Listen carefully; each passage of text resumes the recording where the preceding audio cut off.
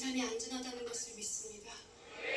모든 것 아시는 주님께 우리의 삶을 온전히 드리기 원합니다. 우리의 두려움을 내려놓을 수 있도록 성령님 우리를 온전히 주장하여 주시옵소서. 아멘.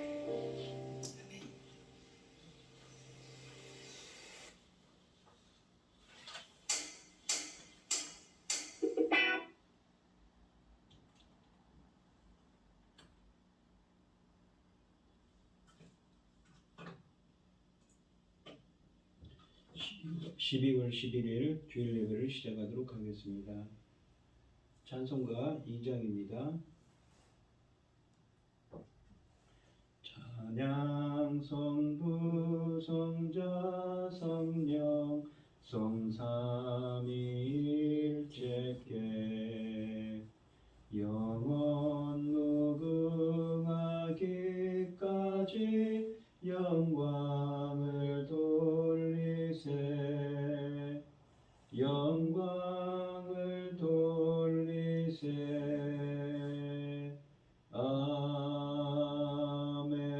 아멘.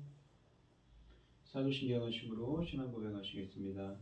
전능하사 천지를 만드신 하나님 아버지를 내가 믿사오며 그 외아들 우리 주 예수 그리스도를 믿사오니 이는 성령으로 잉태하사 동정녀 마리아에게 나시고 본디오 빌라도에게 고난을 받으사 십자가에 못 박혀 죽으시고 장사한 지 사흘 만에 죽은 자 가운데서 다시 살아나시며 하늘에 오르사 전능하신 하나님 우편에 앉아 계시다가 저리로서 산자와 죽은 자를 심판하러 오시리라.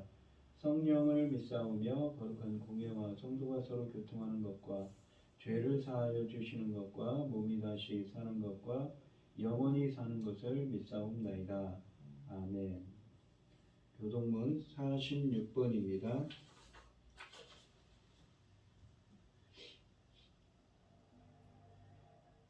내 영혼아 여호와를 송축하라. 여호와 나의 하나님이여. 주는 심히 위대하시며 존귀와 권위로 옷 입으셨나이다.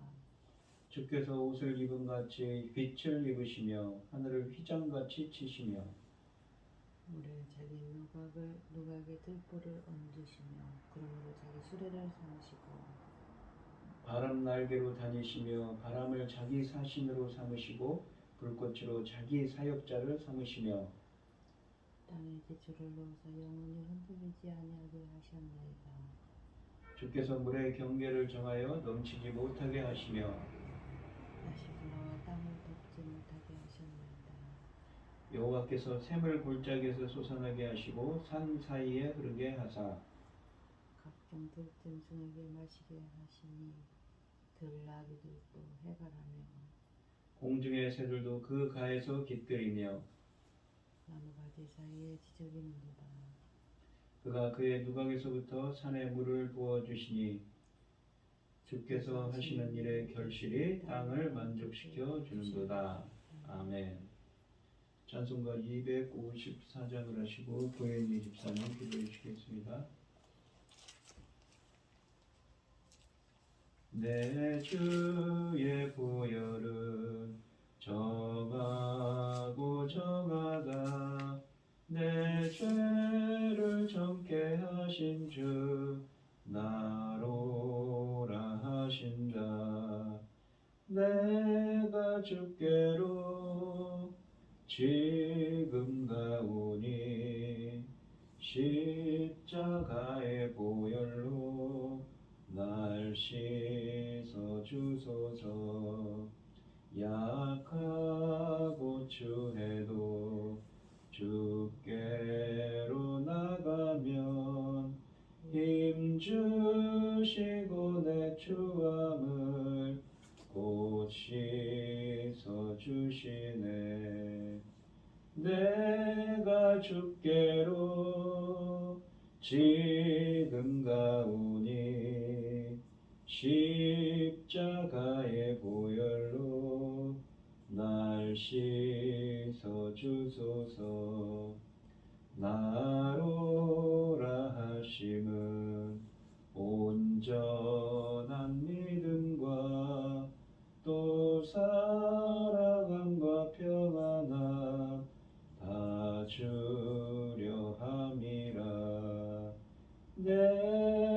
주께로 지금 가오니 십자가의 보혈로 날 씻어 주소서. 큰 죄인 복받아 살 길을 얻었네. 한없이 넓고 큰 은혜 베풀어 주소서. 내가 주께로 지금 가오니 십자가의 보혈로 날 씻어 주소서. 그 피가 맘속에 큰 증거 됩니다. 내 기도 소리 들으사 다 허락하소서. 내가 주께로 지금 가오니 십자가의 보혈로 날 씻어 주소서. 아멘. 온 땅이여 여호와께 즐거운 찬송을 부를지어다. 감사함으로 그의 문에 들어가며 찬송함으로 그 궁정에 들어가서 그에게 감사하며 그 이름을 송축할지어다. 여호와는 선하시니 그 인자하심이 영원하고 그 성실하심이 대대에 이르리이다. 전진 만물을 지으신 전능하신 하나님 아버지, 보잘것없고 어리석은 저희를 자녀 삼으시고 아버지의 사랑 가운데 살게 하심을 감사드립니다. 어지럽고 복잡한 이 시간에도 아버지 하나님 예배드릴 수 있도록 인도하셨으니 감사드립니다. 전능하신 하나님 아버지, 이 세상은 전쟁으로 또 코로나 같은 그런 전염병으로 참 어지럽습니다만 아버지 하나님께서는 때를 놓치지 않으시고 열매가 될 새 시대를 지금 열고 계십니다. 이 중대한 시대에 저희 나라를 세상 나라까지 세워주셨는데 저희들이 아버지 하나님 앞에 온전하지 못하면 아버지 용서해 주시옵시고 은혜를 베풀어 주셔서 마음을 돌이키시고 긍휼을 베푸사 아버지 열매가 될 수 있는 사명을 늘 잘 감당할 수 있도록 도와주시옵소서. 이 열매가 될 이 시대에 중대한 이 시대에 아버지는 당신의 사랑하는 종 열매가 될 말씀을 들고 강단에 세우셨으니 참으로 감사드립니다. 전능하신 하나님 아버지, 하나님의 기뻐 받으실 그리스도 신부들이 이 열매 맺을 말씀으로 말미암아 아버지 넉넉히 하나님께 드려줄 수 있기를 소원합니다. 전능하신 하나님 아버지, 모든 일이 하나님 앞에서 정말 심히 좋았더라, 하나님 보시기 심히 좋았더라 아버지 이루어드릴 수 있는 저희들이 되기를 소원하고 이 모든 말씀 우리를 엉망 죄악 가운데서 구원하여 주신 예수 그리스도 이름으로 기도드립니다. 아멘. 아멘. 오늘 함께 하실 하나님의 말씀은 에베소서 2장 11절로 16절 말씀입니다. 교독을 하겠습니다. 제가 먼저 읽겠습니다. 그러므로 생각하라. 너희는 그때 육체로는 이방인이요 손으로 육체에 행할 할례를 받은 무리라 칭하는 자들로부터 할례를 받지 않은 무리라 칭함을 받는 자들이라.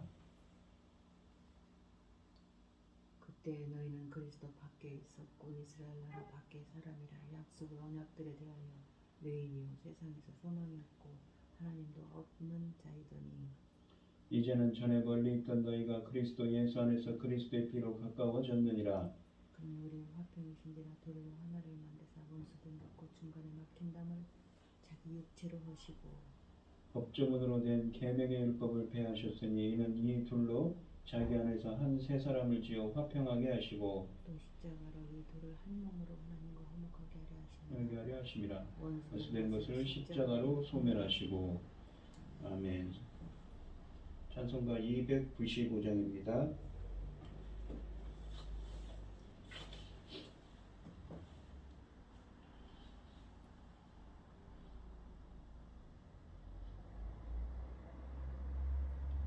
큰 죄에 빠진 나를 주 예수 건지사 그 넓은 품에 다시 품으신 은혜는 저 바다보다 깊고 저 하늘보다 높다 그 사랑 영원토록 나 찬송하리라 날로 더욱 귀하다 날로 더욱 귀하다 한이 없이 넓은 우리 주의 사랑 날로 더욱 귀하다 옛날에 유대 땅에 주 예수 다닐 때 그 은혜 받으려고 큰 물이 모였네 눈먼 자 병든 자를 다 고쳐주셨으니 나 같은 죄인까지 그 은혜 받도다 날로 더욱 귀하다 날로 더욱 귀하다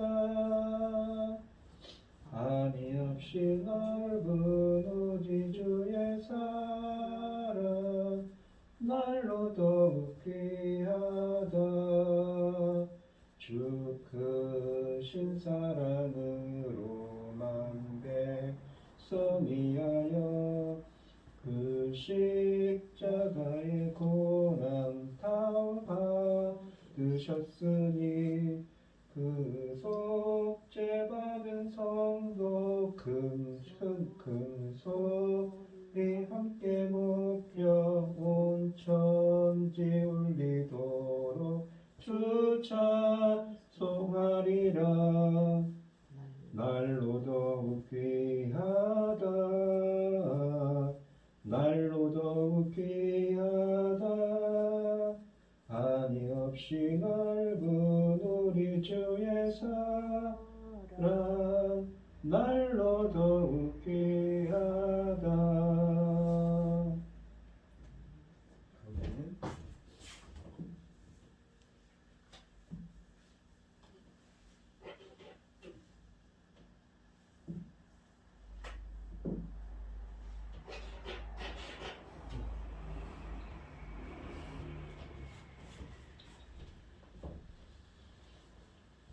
오늘 함께 하실 하나님의 말씀의 제목은 십자가로 이룬 평화입니다. 지난 시간에 보시면 1절부터 10절 말씀을 했는데요. 거기 보시면 마지막 절에 그 하나님이 이루신 구원을 이야기하면서 마지막 절에 너희들은 하나님이 이루신 그 피조물이다, 걸작품이다라는 말씀을 합니다. 그 걸작품을 만드신 하나님께서 재창조하신 이유는 무엇입니까? 바로 주 예수 그리스도 안에서 행하도록 그 인생의 길을 걸어가도록 하기 위함인 것이죠. 주님께서 선한 길로 주님이 기뻐하신 길로 행하게 하기 위해서 그들을 선택하고 부르시고 구원하셨다는 말씀을 했습니다. 유대인 성도들과 이방인 성도들의 구원을 포괄적으로 다루었는데요. 이 사도 바울은 본문에서 이방인 성도들의 구원에 초점을 맞춥니다. 그때와 이제라는 이 시간 부사를 사용하여 사도는 그리스도 밖에 있던 이방인들의 비극적인 과거의 모습과 그리스도 안에서 누리는 영광스러운 현재의 모습을 극명하게 대조하고 있습니다. 11절 말씀을 보시면 그러므로 생각하라. 너희는 그때 육체로는 이방인이요 손으로 육체에 행한 할례를 받은 우리 무리라 칭하는 자들로부터 할례를 받지 않은 무리라 칭함을 받는 자들이라 라고 말씀하십니다. 그러므로 라는 말은 앞 단락과 앞에 나오는 단락을 연결시킵니다. 그리스도 예수께서는 그를 믿는 믿음을 통하여 개개인을 살리심으로 죄와 죽음에서 그들을 해방하셨다고 2장 1절로 10절에서 말씀하셨습니다. 1절로 10절에서 이 하나님이 이루신 변화에 대해 말한 것의 관점에서 이제 에베소 교회 성도들은 또 다른 관점에서 그들이 그리스도인이 되기 이전의 상태를 생각하고 기억해야 된다고 말합니다. 11절에서 사도 바울은 에베소 교회 성도들에게 자신들의 과거를 생각하라고 촉구합니다. 구약 시대의 이스라엘 백성은 애굽에서 종노릇하던 것과 하나님께서 그들을 위해 행하신 놀라운 구원을 기억하라는 요청을 자주 받았습니다. 그들은 자신들의 비참한 과거와 하나님께서 행하신 구원을 기억함으로써 하나님께 깊이 감사할 수 있었고 하나님께 기쁨으로 순종할 수 있었습니다. 에베소 교회의 이방인 성도들도 자신들의 어둡고 절망적인 과거를 기억하라는 요청을 받습니다. 그들은 비참한 과거를 기억하고 그것에 비추어 현재 그리스도 안에서 자신들이 누리는 영광스러운 구원의 복을 더 생생히 깨달아야 합니다. 에베소 교회 성도들에게 과거를 기억하라고 촉구하면서 사도는 그들의 불행한 과거를 묘사합니다. 무엇보다도 그들은 유대인들에게 무할례당이라는, 그러니까 할례받지 않은 사람들이라는 소리를 듣던 이방인이었습니다. 여기서 이방인이란 비유대인을 가리키는 말이지요. 유대인들은 하나님이 선택하신 민족으로서의 특권을 소유하고 하나님께서 주신 언약을 가지고 있었습니다. 하나님의 언약의 표시 가운데 하나가 할례였던 것이지요. 그러니까 할례를 받은 경건한 이 유대인들, 할례당은 모두 비유대인들, 그러니까 할례를 받지 않은 무할례당을 의식적으로 부정한 자로 여겼습니다. 그들은 내적 갱신이 없이 손으로 육체 행한 할례만으로도 자신들이 경건하게 되기에 충분하다고 믿는 잘못을 범했던 것이지요. 할례받은 유대인들은 하나님의 언약 백성이라는 민족적 우월의식을 가졌으며 할례받지 않은 이방인들을 무시하고 경멸했습니다.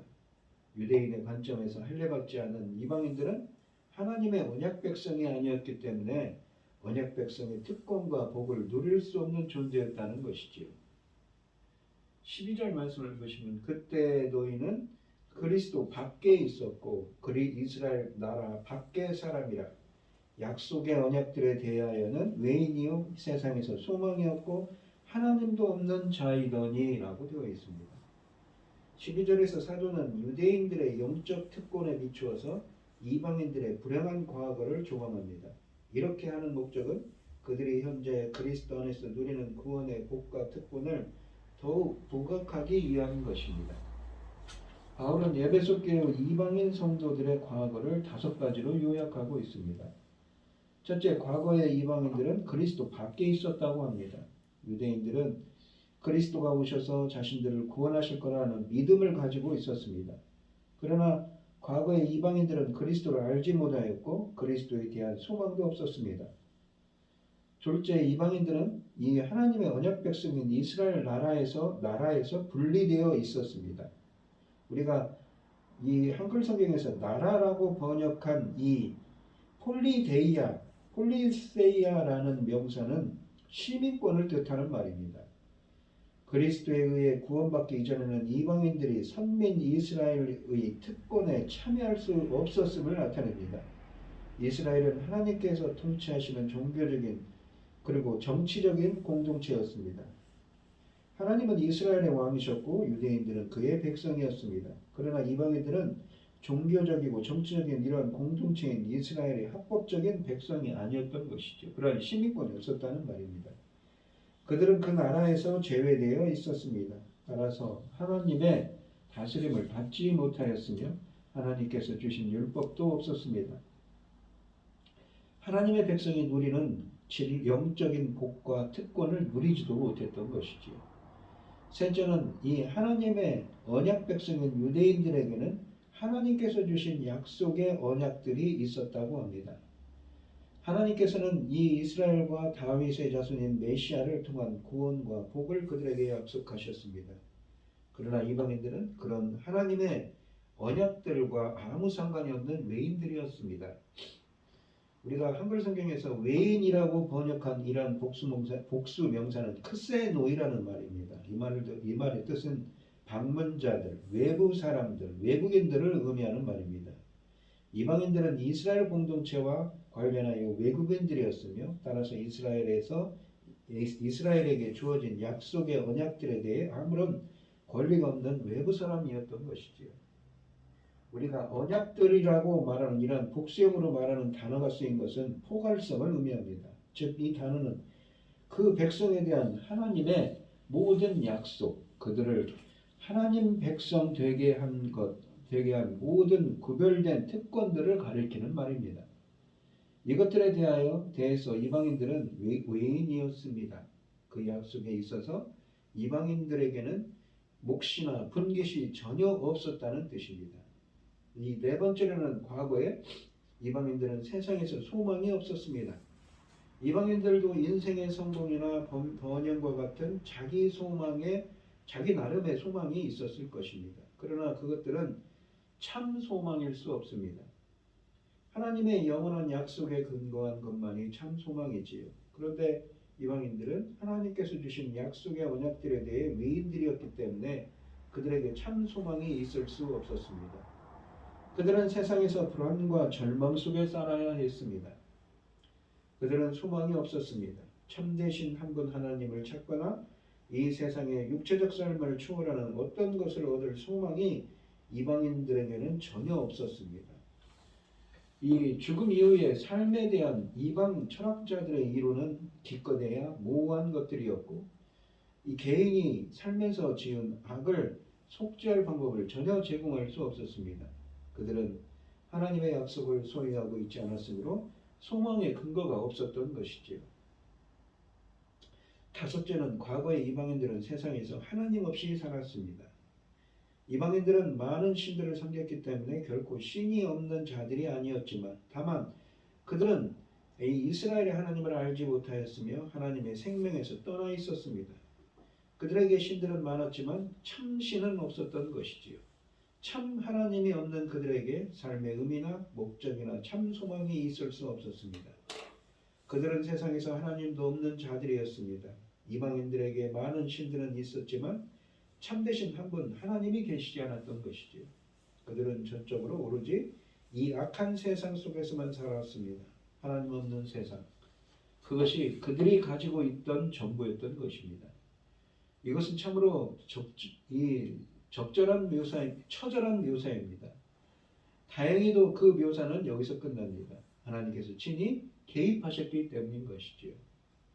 이 13절 말씀을 보시면 이제는, 그러니까 그때는 그랬는데 이제는 전에 멀리 있던 너희가 그리스도 안에서 그리스도의 피로 가까워졌느니라. 멀리 있던 자들이 그리스도 안에서 예수 그리스도와 연합해서 그리스도의 피로 가까워졌다고 합니다. 원문에는 이 13절 앞에 그러나라는 접속사가 있지만 한글 성경에는 빠졌습니다.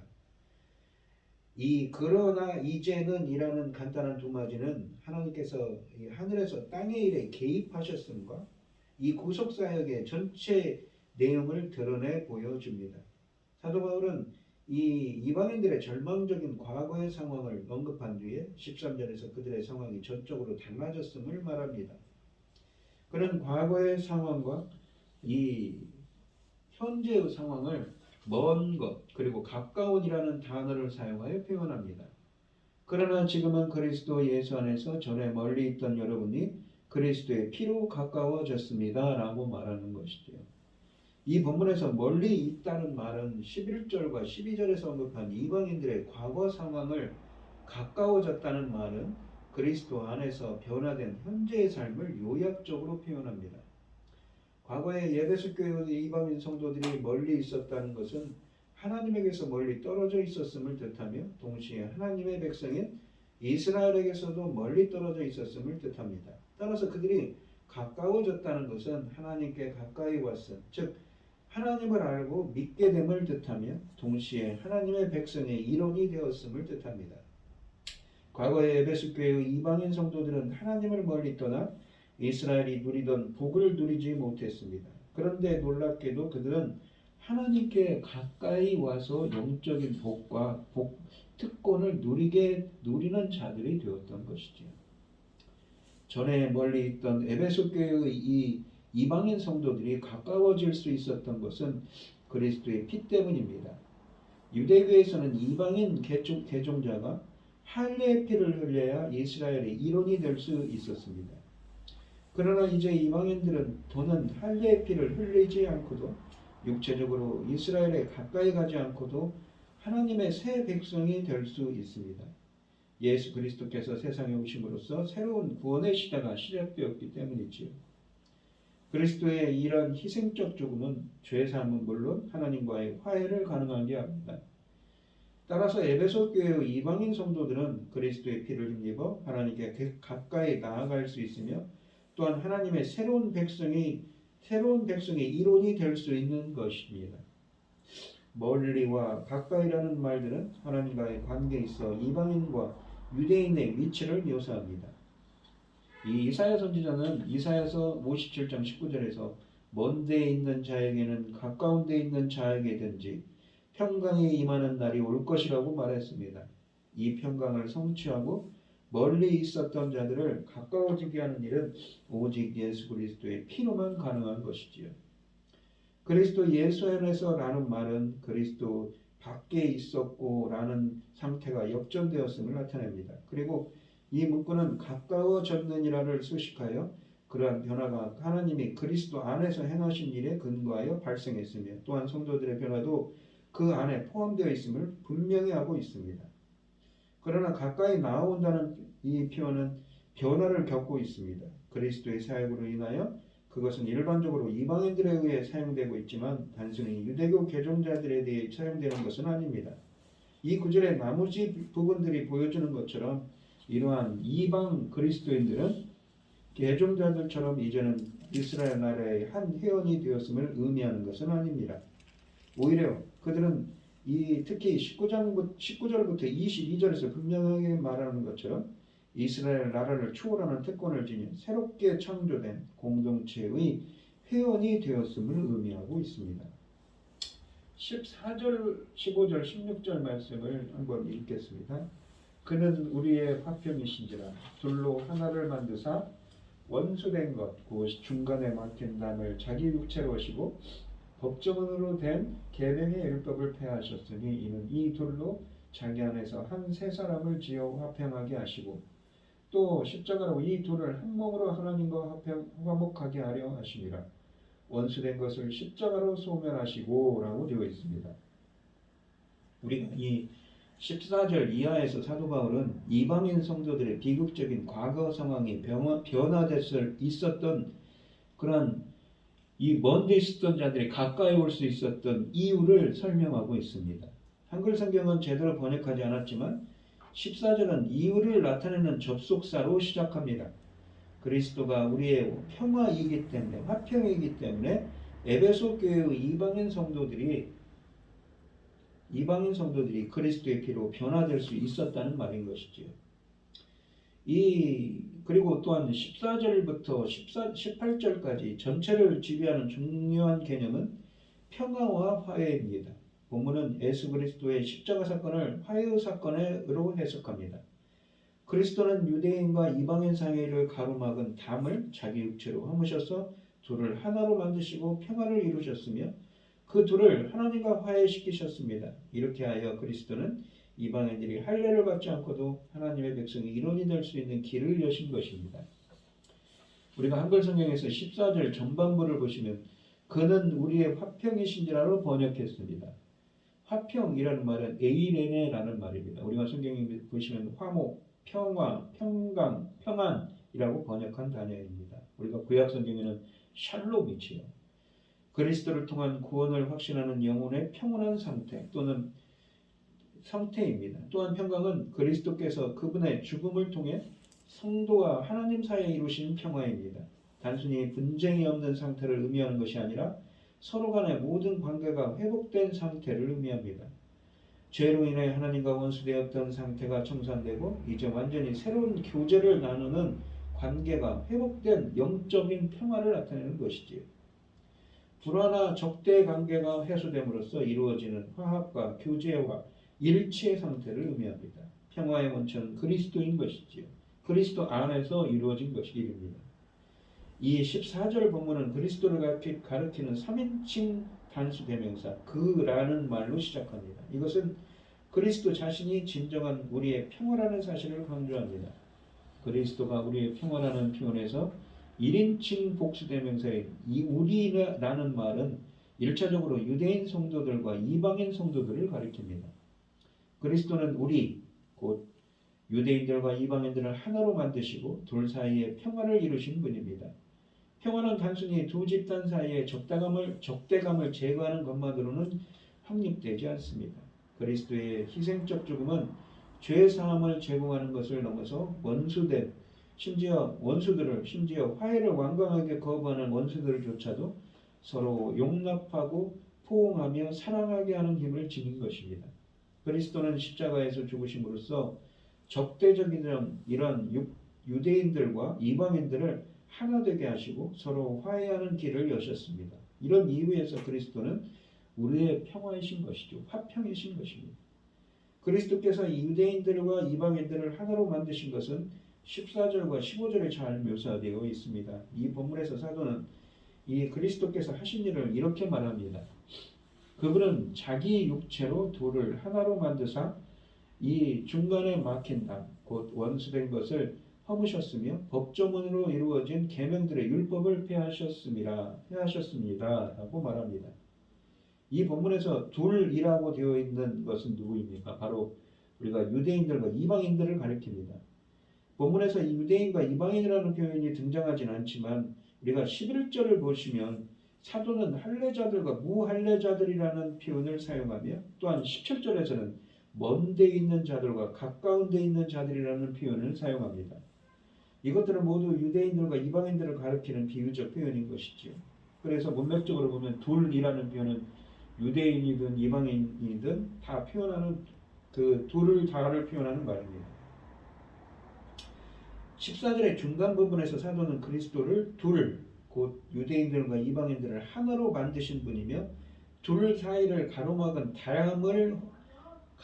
가로막고 있는 담을 허무신 분으로 묘사합니다. 따라서 14절을 문자적으로 번역하면 이렇게 됩니다. 그러니까 원문을 직역하면 이렇습니다. 그분, 그 둘을 하나로 만드신, 둘은 누구입니까? 이방인과 유대인들이죠. 둘을 하나로 만드시고 중간에 막힌 담을 허무신 분이 우리의 평화이시기 때문입니다. 라는 것입니다. 이 14절에서 사도 바울은 유대인들과 이방인들 사이에 견고한 장벽이 존재했음을 말합니다. 이 장벽이 버티고 있는 한 유대인들과 이방인들은 결코 하나가 될 수 없었습니다. 그런데 그리스도께서 그 장벽을 허무심으로써 둘을 하나로 만드셨다고 합니다. 한글 성경에서 중간에 막힌 담이라고 번역한 말은 이 은유적 표현입니다. 본문에서 바울은 중간에 막힌 담이 그리스도의 죽음을 통해 헐린 것으로 말합니다. 이 바울 사도는 이 문자적인 담이 아니라 눈에 보이지 않는 정신적이며 영적인 담을 말하고 있는 것이지요. 많은 성경 해석가들이 중간에 막힌 담이라는 표현을 모세 율법을 가리키는 것으로 해석합니다. 하지만 사도 바울이 율법을 이 중간에 막힌 담으로 간주했을 것 같지는 않습니다. 율법에 대한 언급은 15절에 가서야 나타나며 이 헬라어 본문에서 중간에 막힌 담과 법조문으로 된 계명의 율법으로 되어 있는 이라는 말 두 표현 사이에는 원수된 것이라는 표현이 자리 잡고 있기 때문입니다. 본문의 흐름을 볼 때 중간에 막힌 담이라는 표현은 헬라어 본문에서 14절 마지막 부분에 나오는 이 원수된 것과 동격이라는 것이지요. 일부 이 성경 해석가들은 원수된 것을 15절에 나오는 법조문으로 된 계명의 율법과 동격으로 간주합니다. 우리가 한글 성경에서도 이 원수된 것, 곧 의문에 속한 계명의 율법을 자기 육체로 폐하셨으니라고 번역하여 원수된 것과 이 율법을 동일시합니다. 그러나 이 바울 서신은 물론 신약성경 어디에서도 율법을 원수된 것이라고 말하지는 않습니다.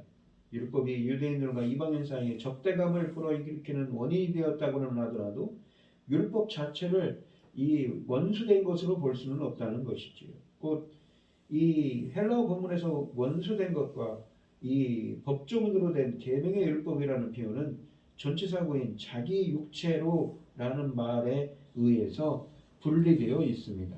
따라서 원수된 것을 뒤에 나오는 법조문으로 된 계명의 율법과 동격으로 보는 것보다는 앞에 나오는 중간에 막힌 담과 동격으로 보는 것이 더 자연스럽습니다.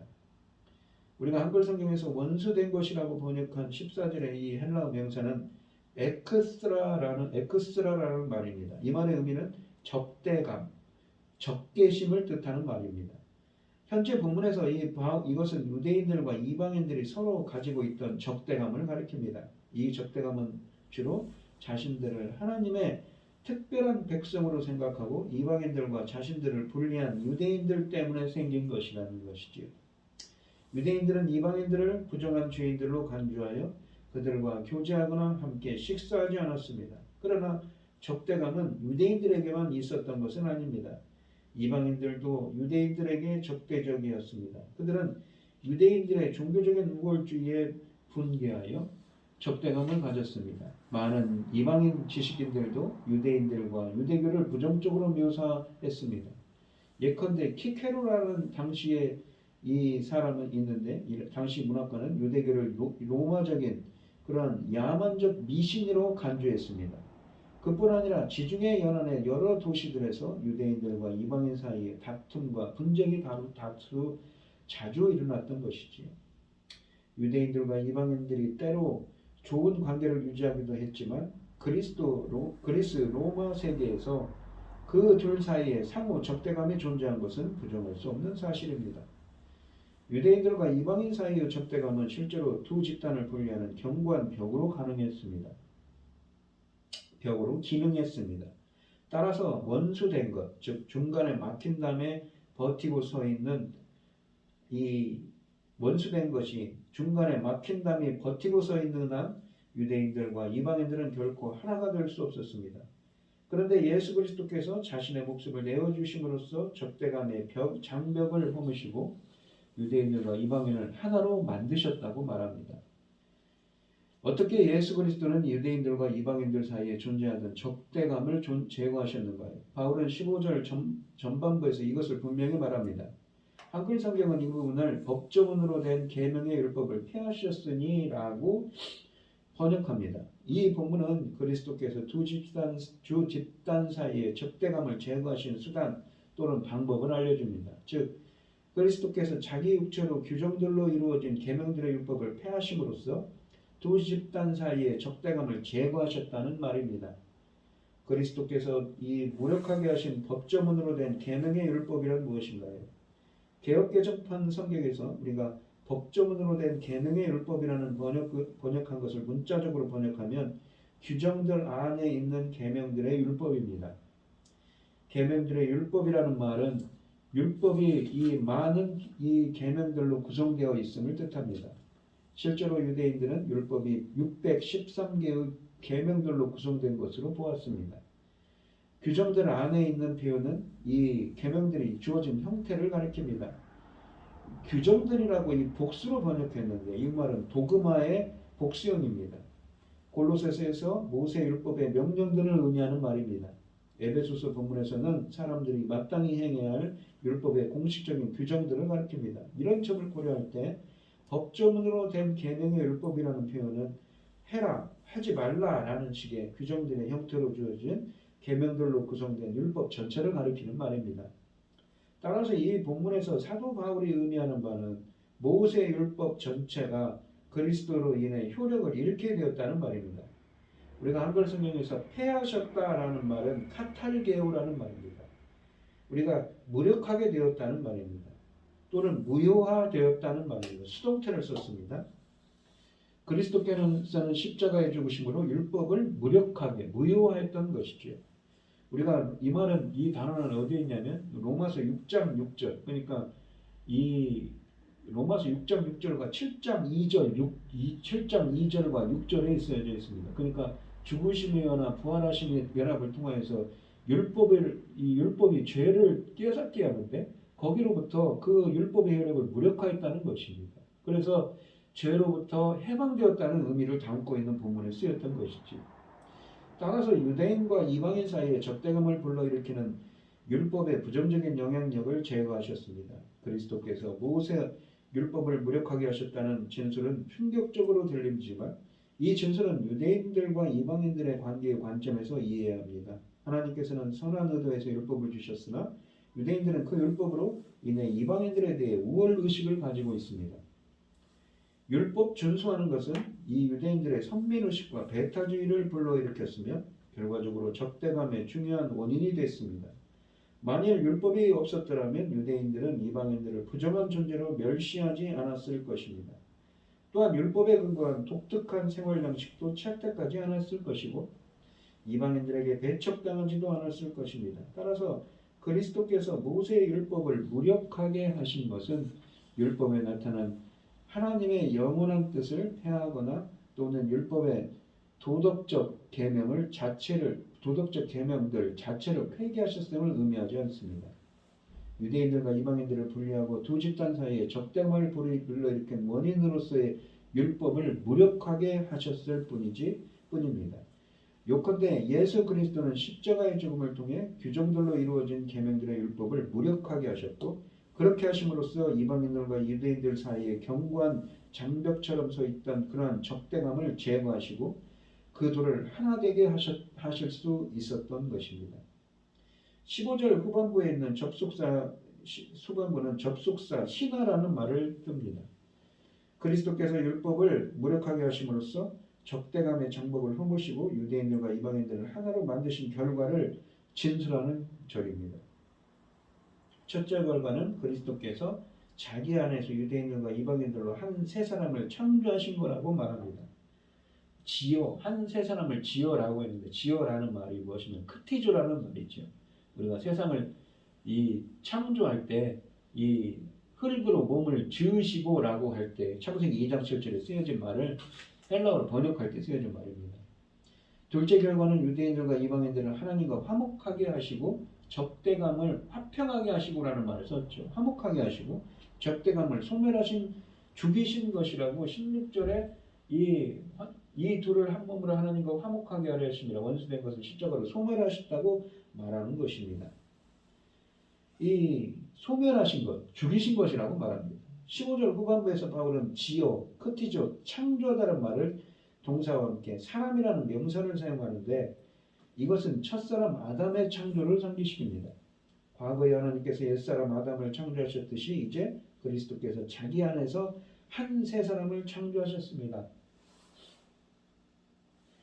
15절에서 한 세 사람이란 두 집단인 유대인들과 이방인들에게서 창조된 존재이므로 집합적인 개념으로 이해해야 합니다. 한 세 사람은 옛사람 아담에서 시작된 옛 인류와 대조를 이루는 종말적인 새 인류입니다. 옛사람 아담이 옛 인류의 시작이자 옛 인류의 이론이었던 것처럼 그리스도 안에서 창조된 한 세 사람은 새 인류, 새로운 시대의 시작이자 새로운 인류 그 자체입니다. 옛 인류의 특성이 분열과 불화와 싸움이라면 새 인류의 특성은 하나됨과 화해와 평화입니다. 그리스도께서 분열과 대립에 지배하는 옛 인류 대신에 하나됨과 평화가 지배하는 하나의 새 인류를 창조하신 것은 만물을 통일하시는 하나님의 우주적인 계획의 필연적인 단계인 것이죠. 우리가 만물을 통일한다는 개념은 우리가 이 에베소서 앞에서 본 개념입니다. 어디에 있습니까?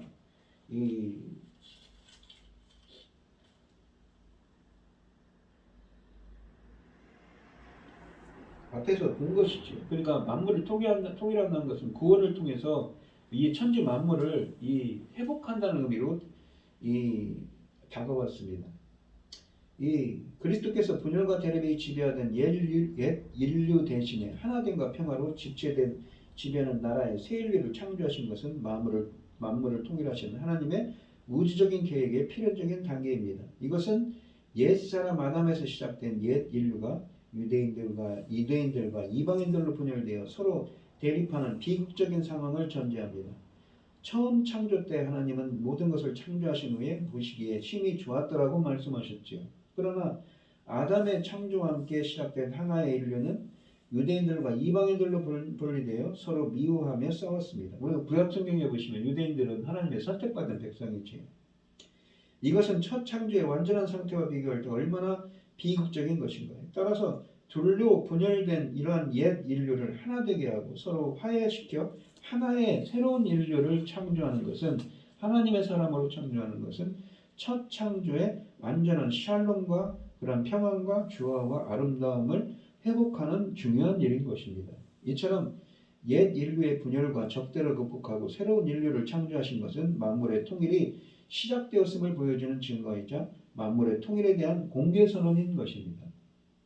바울은 그리스도께서 이 이루신 수평적 차원의 하나님과 화해에 관해 말한 후에 16절에서는 뭐라고 하냐면 하나님과 사람 사이의 수직적인 화평, 화해에 대해서 말합니다.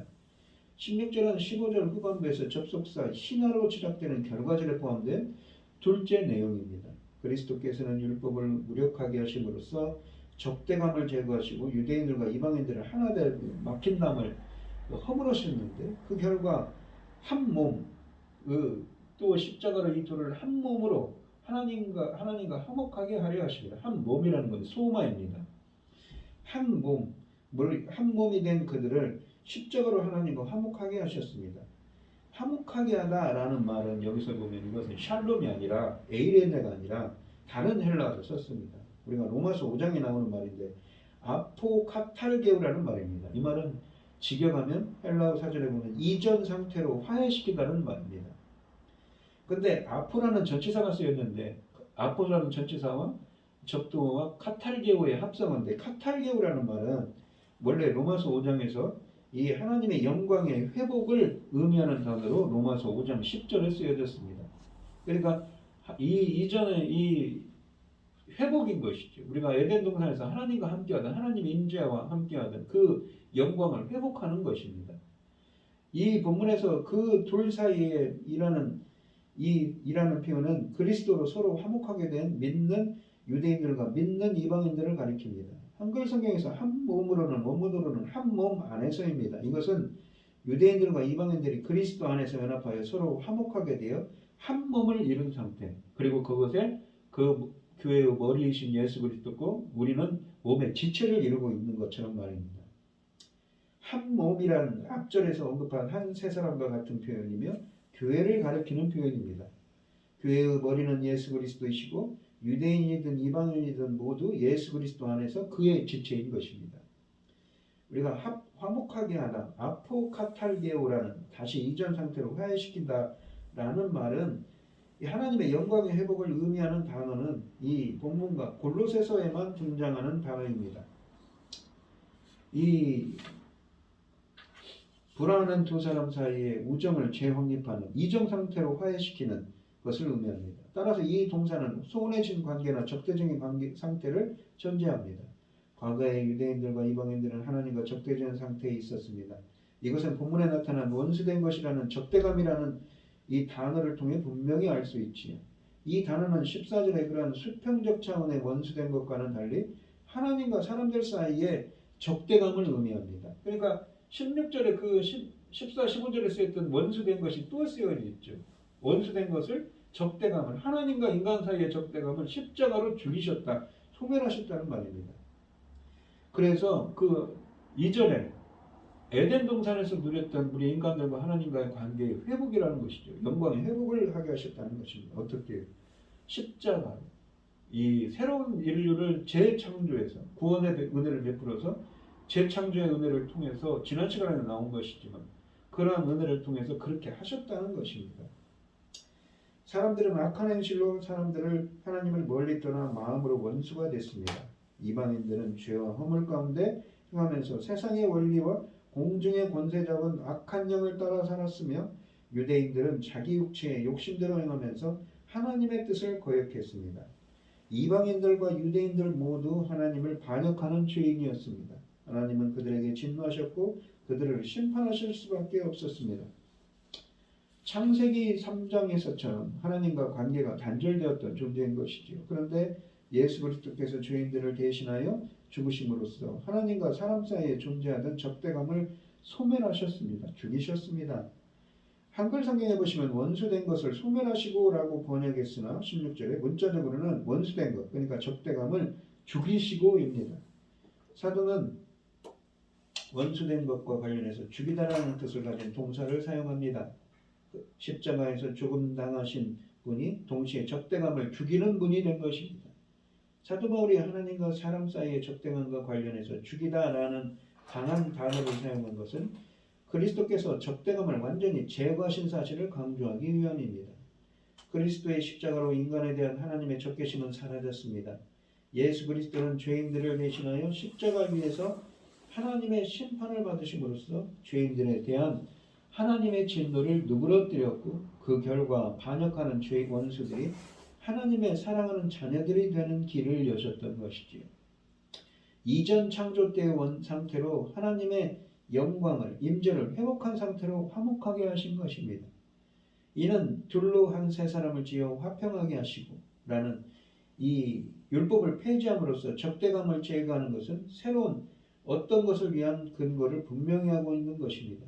사실 그리스도의 목적은 바로 새로운 창조 그것입니다. 우리는 성도들이 하나님의 지으심을 받은 자로 간주되는 2장 10절에서 하나님의 걸작품이라고 그랬죠. 포이아마에서 이미 이러한 모티브를 만난 적이 있습니다. 여기서 그리스도는 특히 그의 죽음을 통하여 그러니까 자기 육체로 새 인류의 창조주로 불려지고 있습니다. 이것은 만물을 통일시키는 것을 그러니까 1장 10절에 나오지요. 만물을 통일시키는 것을 구체적으로 나타내는 재창조, 새로운 창조입니다.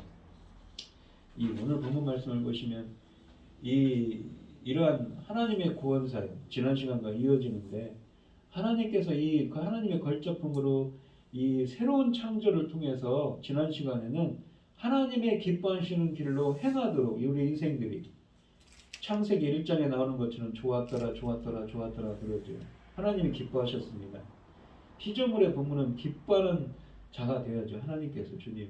근데 그 길로 인생의 길로 행하도록 하기 위해서 하나님의 걸작품으로 새로운 창조를 통해서 인간들을 구원하셨다는 것이죠. 그 구원은 무엇입니까? 재창조라는 것이죠. 근데 이 오늘 본문에서도 그렇습니다. 무엇입니까? 하나님께서는 그 재창조를 통해서 어떻습니까? 바로 우리가 창세기에서 1장, 2장에서 누렸던 하나님의 영광의 회복, 이전 상태로의 회복을 또한 하게 하시는 것이지요. 그렇게 하는데 그 앞에는 또 무슨 말이 있냐면 이방인들과 유대인이든 이방인이든 유대인이든 그들에게 있던 적대감을 허무시고 하나가 되게 하셨습니다. 그리스도의 사람들, 하나님의 이 그리스도의 식구들로서 한 몸으로서 이 교회의 머리이신 예수 그리스도고 그 몸의 지체를 이루신 지체들로서 하나가 되도록 그러한 적대감을 완전히 제거하시고 드디어는 이 하나님 나라의 백성으로서 예수 그리스도의 지체인 이 유대인이든 이방인이든 예수 그리스도의 지체로서 하나님과의 영광을 회복하도록 하기 위해서 이런 그 재창조의 은혜가 임했다고 말하는 것입니다. 상당히 어려운 개념에 대한 이야기를 오늘 했습니다. 그리고 이 에베소서 말씀은 상당히 깊은 말씀인 것이지요. 우리 성도들에게도 이러한 재창조의 은혜가 임하셔서 우리들에게도 정말 하나님의 영광을 회복하는 은혜가 함께 하시기를 주님의 이름으로 축원드리겠습니다. 기도하겠습니다. 하나님 아버지 감사합니다. 저희들에게 구원, 즉 재창조의 은혜를 베푸신 것은 무엇입니까? 바로 하나님의 영광을 회복하기 위해 이전 상태로 화목한 상태로 회복하기 위함이라고 말씀하십니다.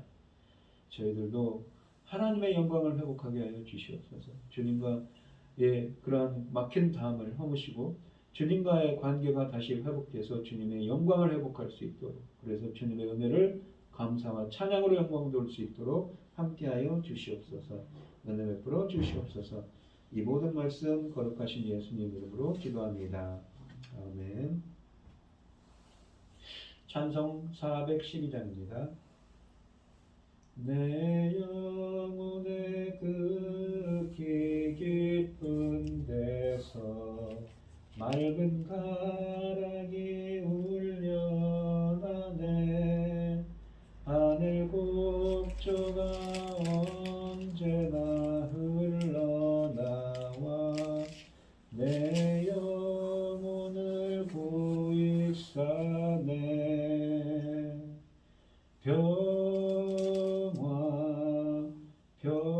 평화로다. 하늘 위에서 내려오네. 그 사랑의 물결이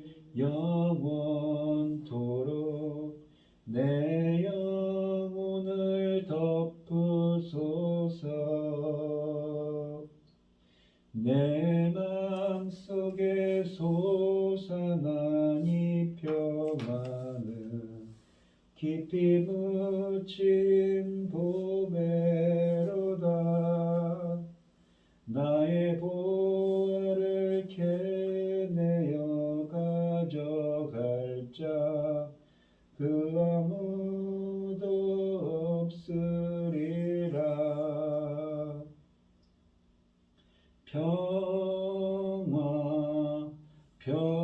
평화로다. 하늘 위에서 내려오네. 그 사랑의 물결이 영원토록 내 영혼을 덮으소서. 내 영혼의 평화가 넘쳐남은 주의 큰 복을 받으니라. 내가 주야로 주님과 함께 있어 내 영혼이 편히 쉬네.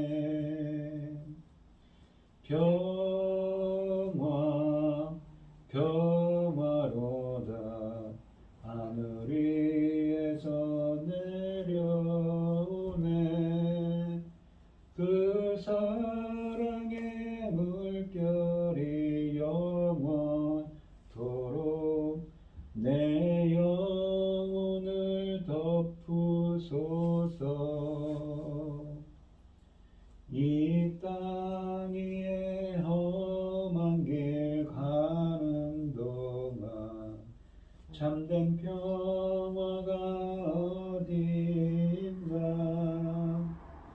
우리 모두 다 예수를 친구 삼아 참 평화를 누리겠네.